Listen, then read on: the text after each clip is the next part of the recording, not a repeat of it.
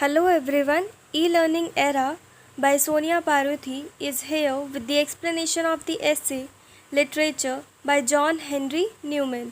इसमें बताया गया है कि हमें साहित्य यानी लिटरेचर और क्लासिक्स को क्यों पढ़ना चाहिए।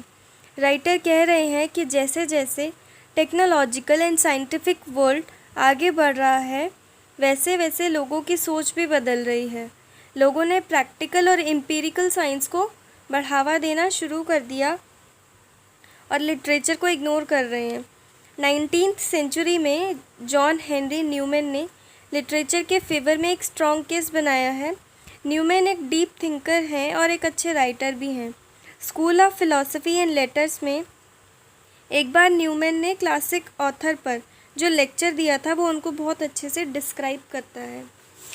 एक बड़ा राइटर जेंटलमैन वो नहीं होता जिसके पास कोपिया वर्बोरम हो यानी अच्छी वोकैबलरी हो, चाहे वो प्रोस के लिए हो या फिर वर्स के लिए, बल्कि वो एक अच्छा राइटर और जेंटलमैन होता है जिसके पास कुछ ना कुछ कहने को होता है और उसे पता है कि उसे कैसे कहना है।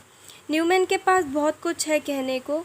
उन्होंने बहुत कुछ पढ़ा है और सोचा है हिस्ट्री, थियोलॉजी और एजुकेशन के बारे में। इस लेक्चर में न्यूमैन ने एक्सप्लेन किया है कि किस तरह लेटर और लिटरेचर में क्या क्या है, क्या क्रिटिक्स हैं, क्या रीजंस हैं, क्या आर्ग्यूमेंट्स हैं। उनका कहना है कि फाइन राइटिंग दम और सच्चाई की बात है। क्लासिक्स ट्रांसलेशन को बिल्कुल भी बियर नहीं करता है, अनुवाद नहीं सहता है। इसके बजाय पवित्र शास्त्र आसानी से स्वीकार करता है अपनी सुंदरता और सादगी के बावजूद। उन्हें लगता है कि क्लासिक्स को वो मेंटेन रखेंगे ह्यूमन कंपोजिशंस के ज़रिए जो कि सिंपल, मैजेस्टिक और नेचुरल हैं। वो कहते हैं कि मैं अनुदान देता हूँ, ग्रांट करता हूँ कि पवित्र शास्त्र बातों से संबंधित है, लेकिन वो ये ग्रांट नहीं करते कि क्लासिकल लिटरेचर सिर्फ वर्ड से कंसर्न्ड है। वो कहते हैं कि मैं ग्रांट करता हूँ कि ह्यूमन लिटरेचर इलाबोरेटेड है, बड़ा है, पर मैं उसे मेंटेन करके रखूँगा जो कि स्क्रिप्चर के राइटर्स को नहीं पता है। वो मानते हैं कि ह्यूमन लिटरेचर को किसी पर्टिकुलर लैंग्वेज में से ट्रांसलेट करना इजी नहीं है, पर ये कोई रूल भी नहीं है कि स्क्रिप्चर्स को ट्रांसलेट ही नहीं किया जा सकता है। उन्होंने कहा है कि राइटिंग अनिवार्य रूप से एक व्यक्तिगत कार्य है, ना कि वो जो प्रोडक्शन या नेचुरली उत्पन्न होती है। यह चीज़ों या सिंबल्स का व्हीकल नहीं है जैसे कि मैथमेटिक्स होता है, बल्कि लिटरेचर पर्सनल यूज़ और एक्सरसाइज ऑफ लैंग्वेज है। एंड इसका प्रूफ ये है कि हर एक राइटर के लिखने का तरीका अलग ही होता है और जो जीनियस राइटर होता है वो अलग अलग भाषाओं का यूज़ करता है, पर लिखने का पर्पस कुछ भी हो सकता है उनके अकॉर्डिंगली, और इसे ढालता है अपने खुद के पेक्युलरिटीज़ के according. The throng and succession of ideas, thoughts, feelings, imaginations, aspirations जो कि उनके अंदर हैं, the abstractions, the juxtapositions, the comparisons, the discrimination भेदभाव, the conceptions जो कि ओरिजिनल हैं, उनके व्यूज़ बाहरी चीज़ों के लिए, लाइफ के जजमेंट पे, मैनर्स एंड हिस्ट्री, उनकी बुद्धि का, उनके ह्यूमर का, गहराई का, इन्यूमरेबल क्रिएशंस का, धड़कनों का, क्या ये सब आगे की छवि देता है? सभी का वो उच्चारण करते हैं कोरस्पॉन्डिंग लैंग्वेज में जो कि एक मल्टी फॉर्म है अंदर के मेंटल एक्शन का। फेथफुल आज्ञाकारी एक्सप्रेशन है उनकी पर्सनालिटी का। लैंग्वेज एक ऑथर की परछाई है जो कि बहुत यूनिक होती है, शैडो सबकी यूनिक होती है। वो आगे कहते हैं कि विचार और भाषण अभिवाज्य हैं, यानी थॉट्स एंड स्पीच इनसेपरेबल हैं, उन्हें अलग नहीं किया जा सकता है। मैटर एंड एक्सप्रेशन एक ही के हिस्से हैं।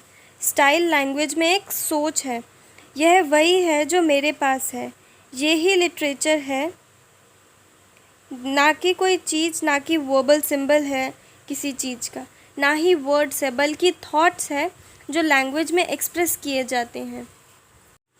मैन अनलाइक एनिमल्स लोगोस जो कि ग्रीक वर्ड है, रीज़न और स्पीच का उस पर अमल करते हैं। क्लासिकल ऑथर के पास दोनों होते हैं, वो सोचता है और अपने थॉट्स को लिखता है। वह लिखने में असमर्थ यात्री की तरह नहीं है जो एंगेज है प्रोफेशनल लेटर लिखने में।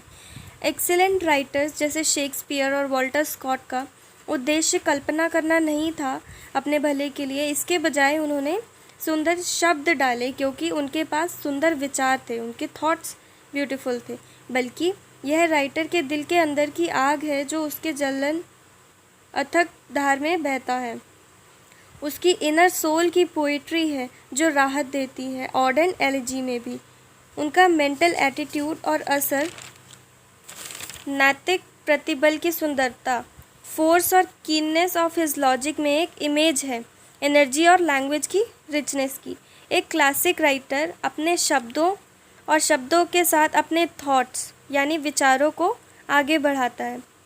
वर्डीनेस यानी शब्द शक्ति के बजाय उनकी राइटिंग एक संदेश देती है, एक मैसेज कन्वे करती है।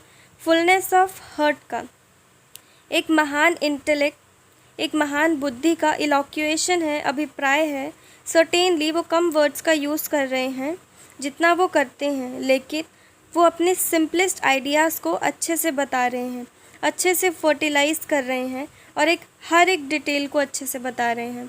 न्यूमैन इलस्ट्रेशंस देते हैं शेक्सपियर के, जो कि मैकबेथ से है। न्यूमैन ने रीज़न दिया है कि अगर यह एक पोएट को अलाउड होता है तो सिसेरियो जैसे ओरेटर में और भी ज़्यादा अनुमति दी जानी चाहिए। उनका मानना है कि सिसेरियो लॉफ्टी सेंटिमेंट्स को लॉफ्टी सेंटेंसेस में ही एक्सप्रेस करता है।